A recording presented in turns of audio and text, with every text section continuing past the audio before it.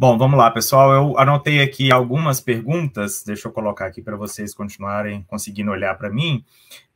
A Marilene pergunta, quem já está aposentado desde abril de 2019 também migra? A migração ela não é individual, tá? Ela é a migração da universidade, da Folha, para o INSS. Então, se está aposentado, se não está, se está em atividade, se ingressar a partir de agora, todo mundo passaria a ser gerido pelo INSS.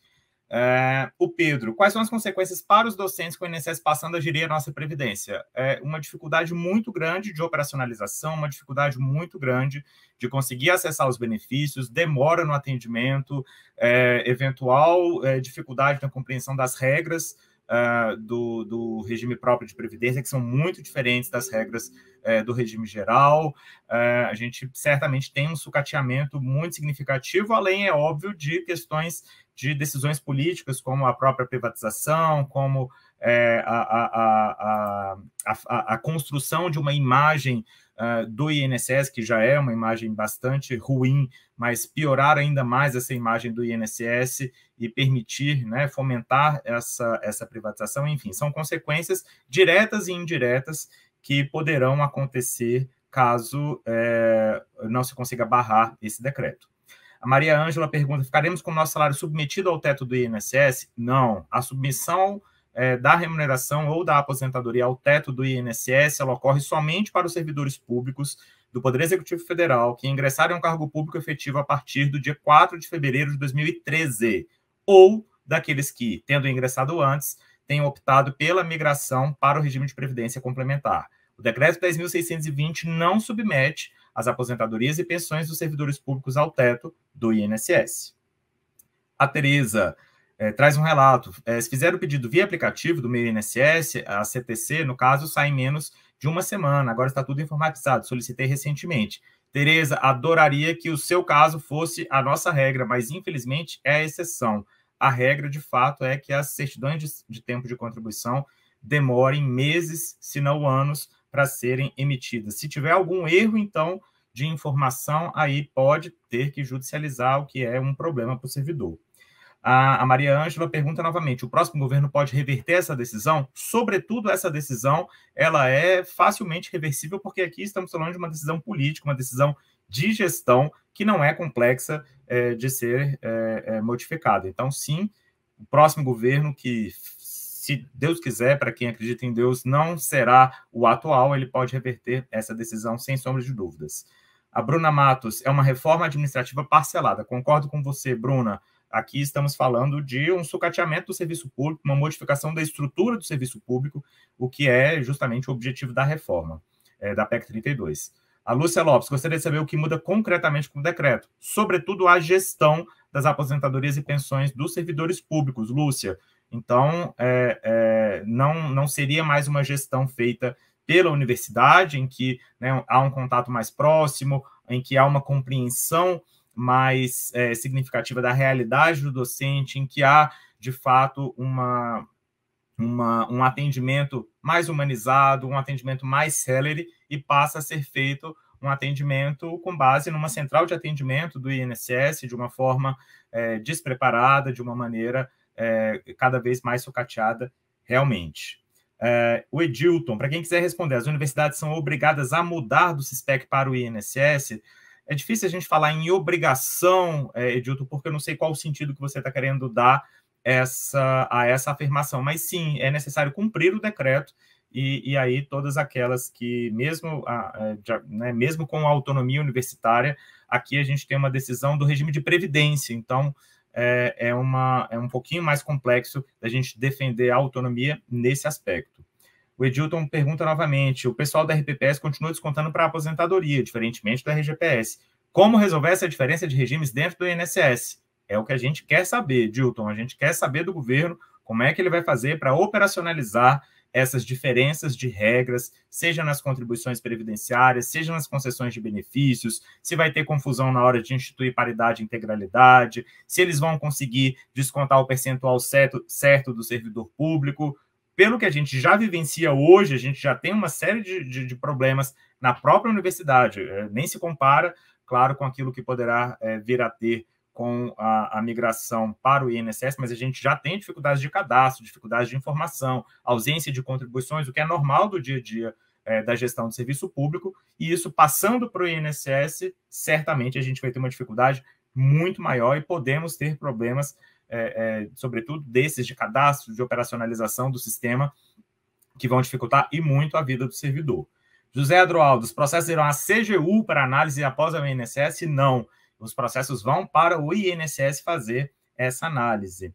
O Severo, já se recorreu na justiça sobre a legalidade desse decreto? Sim, tanto na esfera constitucional, através de ação no Supremo, com a ADI, mas também com ações coletivas, no caso do ANDES, via sessões sindicais, mas também de outros sindicatos e outros parceiros, inclusive parceiros do FONASEF, inclusive o ANDES, FASUBRA, SINASEF tem ação coletiva para tratar do assunto. A Mônica diz, a portaria interministerial também estabelece que os servidores da UFV passarão para o INSS em junho desse ano. O cronograma, ele eventualmente pode sofrer alguma alteração, mas a gente tem ali algum direcionamento de como essas migrações acontecerão. A Zélia, além da dificuldade operacional para o INSS, podemos ser prejudicados na paridade salarial com os ativos? Na operacionalização, Zélia, a gente não tem o fim da paridade, mas a gente pode ter uma dificuldade na operacionalização, porque é muita gente com uma vida muito diferente dentro do mesmo lugar, né? Então, o servidor e o sistema, ele pode encontrar alguma dificuldade ali de instituir a paridade para alguém, e aí a gente vai ter que conferir se o reajuste está correto, né? Se foi implementado dentro do percentual aplicável. Então, isso vai trazer uma série de problemas para o servidor público, vai precisar ficar muito mais atento ao seu dia a dia de aposentado e de servidor ativo para identificar esses problemas. O Edilton, é possível adiar os prazos para migração? Sim, é uma decisão política, administrativa, mas também pode vir a ser tomada na esfera judicial. E a Luísa, os que já estão aposentados também migrarão? Sim. O Severo manda aqui novamente. Podem explicar essa questão de ganho de tempo, se pelo calendário, se já migramos em julho? Severo, não vou entrar nessa especificidade. Se algum outro colega quiser entrar, eu encerro minha fala logo mais. E a Mônica questiona, se a lei for aprovada, o que acontecerá? O decreto deixa de existir no mundo jurídico e aí tem que ser revertido a gestão das aposentadorias e pensões para as universidades, enfim, para os regimes próprios de cada ente federativo. Acho que é isso. Acho que foram todas as perguntas. De uma forma um pouquinho mais rápida, mas acho que eu contemplei todas, professor César. Tem mais duas aqui. Eu pediria até para o Leandro já continuar e depois podemos fazer a fila de volta, tá, Leandro? Além da dificuldade operacional para o INSS, quem fez a pergunta é a Zélia, tá? A Zélia Reis. Podemos ser prejudicados na questão da paridade salarial com os ativos, que eu acho que é uma questão bem interessante, entre ativo e aposentado, que é a primeira questão. E o do José Adroaldo, poderia esclarecer um pouquinho mais essa questão dos benefícios, licença, saúde, maternidade, em que peso isso pode ser afetado? Muito bem. Esse questionamento da paridade, que imagino, não sei se é professora, mas imagino que seja, que a Zélia trouxe, né? Além da dificuldade operacional para o INSS, podemos ser prejudicados na paridade salarial? Então, até pode, mas não por uma determinação do decreto. Porque imagina, a gente tem um órgão que já é complexo, né, que já gere todos os benefícios previdenciários de todo o país e com uma dificuldade muito grande, porque falta pessoal, falta investimento, falta estrutura, falta sistema, né, enfim, o governo Bolsonaro não privilegia de forma alguma o bom atendimento do serviço público. Então, o INSS já está sucateado. A gente tem filas de mais de 1 milhão de segurados querendo receber um benefício e não conseguem, porque não tem como atender esse número de cidadãos sem ter investimento. Com a pandemia, isso piorou ainda mais, porque teve mais gente doente, mais gente morreu, mais gente precisou dos serviços do INSS, então o sucateamento foi cada vez piorando um pouco mais.